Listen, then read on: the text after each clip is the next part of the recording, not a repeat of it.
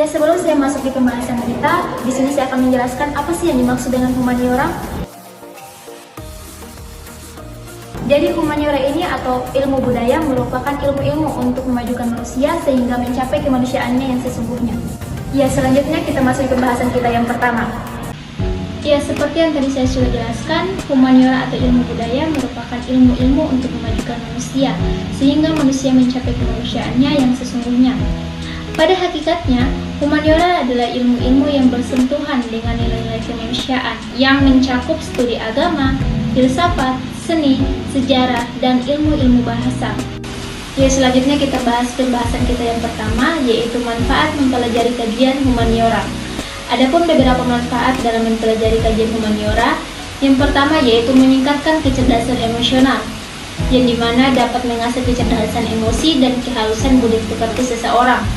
Kita belajar berempati, merasakan sudut pandang orang lain, dan memahami keberagaman manusia. Yang kedua yaitu memperkaya wawasan kehidupan, yang dimana kita bisa memahami keberagaman budaya, agama, adat istiadat, dan perspektif dari berbagai bangsa dan zaman. Wawasan ini untuk bersikap terbuka, berempati, dan menghargai perbedaan sebagai bagian dari kekayaan kemanusiaan. Yang ketiga yaitu mengasah kecerdasan intelektual, yang dimana melatih kecerdasan intelektual membuat kita lebih bijaksana dalam mengambil keputusan dan menyelesaikan masalah. Yang keempat yaitu meningkatkan keterampilan komunikasi. Ilmu bahasa dan sastra yang dipelajari dalam humaniora ini dapat meningkatkan kemampuan komunikasi seseorang, baik secara lisan maupun secara tulisan. Yang kelima yaitu memperkuat karakter dan moralitas, yang dimana humaniora ini membangun dan memperkuat karakter luhur dan moralitas seseorang. Melalui humaniora, kita belajar nilai-nilai kearifan universal seperti keadilan, kebajikan, keberanian, dan kasih sayang. Yang keenam yaitu mendorong kreativitas dan inovasi. Yang dimaksud dengan mendorong kreativitas dan inovasi ini yaitu seni dan sastra yang dipelajari dalam humaniora dapat meningkatkan kreativitas dan inovasi seseorang. Kita dilatih untuk menuangkan ide dan imajinasi kita ke dalam karya yang unik dan orisinil. Kreativitas sangat dibutuhkan di era globalisasi yang kompetitif saat ini, agar bisa menciptakan solusi dan terobosan yang baru. Yang ketujuh yaitu membangun toleransi dan empati, yang dimana humaniora mengajarkan kita untuk toleran terhadap perbedaan dan berempati kepada sesama. Kita belajar tidak menghakimi terlalu cepat dan mencoba memahami latar belakang serta sudut pandang orang lain. Dan yang terakhir yaitu melestarikan tradisi dan budaya.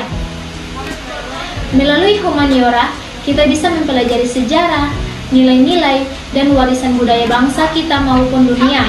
Hal ini penting untuk melestarikan tradisi dan budaya agar tidak punah. Ya, kita lanjut di pembahasan kedua, yaitu implementasi humaniora dalam ilmu kesehatan. Penerapan atau implementasi humaniora dalam ilmu kesehatan ada beberapa. Yang pertama yaitu pemahaman budaya dalam perawatan, yang dimana humaniora memainkan peran penting dalam memahami dan menghormati kepercayaan dan nilai-nilai budaya pasien.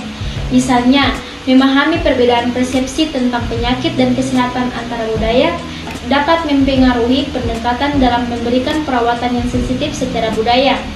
Yang kedua yaitu studi naratif pasien, yang dimana penerapan humaniora memungkinkan para profesional kesehatan untuk mendengarkan dan memahami cerita hidup pasien yang dapat membantu dalam menentukan perawatan yang sesuai dengan nilai-nilai dan preferensi pasien. Yang ketiga yaitu seni dan terapi seni dalam rehabilitasi, yang dimana penggunaan seni sebagai alat terapeutik dalam rehabilitasi fisik dan mental, seperti seni lukis, musikoterapi, atau drama terapi, dapat membantu pasien dalam proses penyembuhan dan meningkatkan kualitas hidup mereka. Yang keempat yaitu pendidikan kesehatan masyarakat, yang dimana humaniora ini dapat digunakan untuk mengembangkan pendekatan pendidikan kesehatan kepada masyarakat yang mempertimbangkan faktor-faktor sosial, budaya, dan ekonomi dalam mempromosikan perubahan perilaku yang positif terkait dengan kesehatan. Implementasi humaniora dalam kebidanan. Seorang bidan sebagai penanganan masalah kesehatan pada masyarakat memerlukan aturan humaniora dalam menjalankan profesinya. Bidan menangani kehamilan, persalinan, dan nifas, yang mencakup setengah dari masa kehidupan manusia. Penerapan ilmu humaniora membantu bidan berperilaku manusiawi dan memahami norma-norma yang benar. Adapun beberapa ilmu humaniora dalam memberikan pelayanan kebidanan. Yang pertama yaitu pemberian asuhan kebidanan. Dalam memberikan pelayanan kepada klien, bidan harusnya memenuhi kode etik dan sumpah profesi yang telah dilakukan sebelum terjun menjadi bidan. Yang diantaranya yaitu kewajiban bidan terhadap klien dan masyarakat terdapat 6 butir. Yang kedua, kewajiban bidan terhadap tugasnya terdapat 3 butir. Yang ketiga, kewajiban bidan terhadap sejawat dan tenaga kerja ada 2 butir. Dan yang keempat, kewajiban bidan terhadap profesinya ada 3 butir. Yang kelima, kewajiban bidan terhadap diri sendiri ada 2 butir.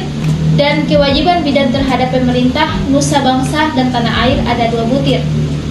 Kode etik inilah yang menjadi pembatas tindakan-tindakan yang boleh dan tidak boleh dilakukan oleh seorang bidan, yang tentunya harus dilandasi ilmu humaniora sehingga mampu memuliakan klien.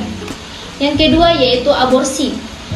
Aborsi adalah berhentinya kehamilan sebelum usia kehamilan 20 minggu yang mengakibatkan kematian janin. Aborsi ini menjadi ilegal bila dilakukan dengan sengaja. Khususnya dalam hal ini adalah dilakukan oleh tenaga bidan untuk menghentikan kehamilan kliennya. Ilmu humaniora ini sangat penting dibutuhkan sebagai penguat dasar kode etik bidan. Secara otomatis, bidan yang memegang teguh kode etik dan memegang konsep humaniora tidak akan melakukan aborsi ini, karena sebagai bukan merupakan kewenangannya, juga di luar dari kode etiknya. Dan yang terakhir yaitu pembatasan kehamilan. Semakin melonjaknya jumlah penduduk yang tidak diimbangi, dengan meningkatnya sumber daya alam yang dibutuhkan, memacu adanya prosedur diberlakukannya pembatasan kehamilan. Dalam hal ini merujuk pada 2 sistem pembatasan kelahiran, yaitu promotif untuk memiliki 2 anak saja dan adanya keluarga berencana. Sebenarnya KB atau keluarga berencana ini dapat memicu kontrak terkait pelanggaran hak manusia dalam meneruskan keturunan. Namun, setelah dikaji secara mendalam, hal ini tidaklah melanggar peri kemanusiaan yang tentunya juga disandingkan dengan alasan-alasan yang logis. Sehingga diperlukan bidan profesional yang mampu memahami penerapan ilmu humaniora dalam melaksanakan tugasnya. Ya, itulah materi yang saya bawakan hari ini. Semoga materi yang saya bawakan hari ini dapat bermanfaat bagi kita semua. Bye!